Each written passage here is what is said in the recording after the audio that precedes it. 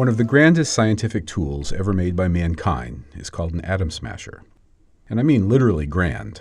The biggest one ever built, the Large Hadron Collider, or LHC, is a ring with a circumference of about 18 miles. That's more than the entire length of Manhattan.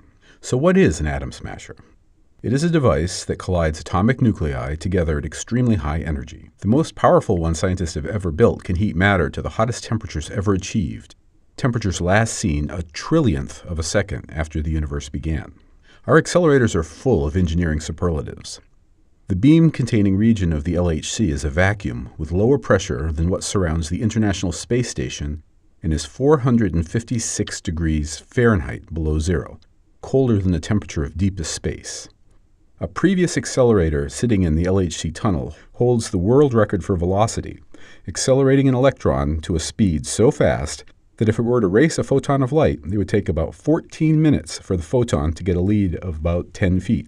If that doesn't impress you, remember the photon is the fastest thing in the universe. It goes about 186,000 miles per second. So how do these subatomic particle accelerators work? Well, they use electric fields. Electric fields make charged particles move in the same way that gravity will pull a drop baseball. The force from the electric field will pull a particle and make it move. The speed will continue to increase until the charged particle is moving incredibly fast.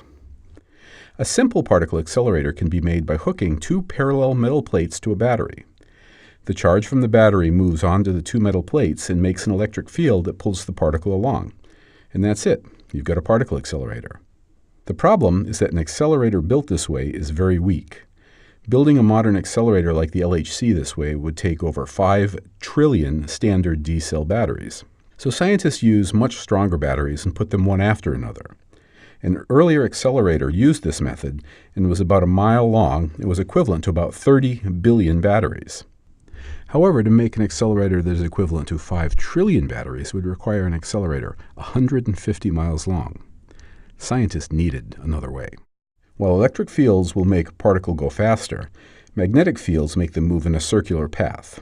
If you put an electric field along the circle, you don't need to use miles of electric fields.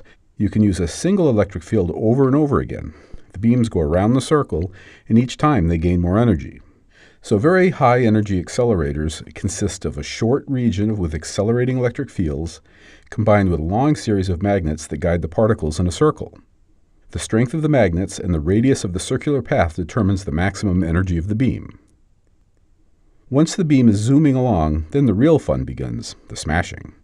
The reason physicists want to get those particles moving so fast is so they can slam them into one another.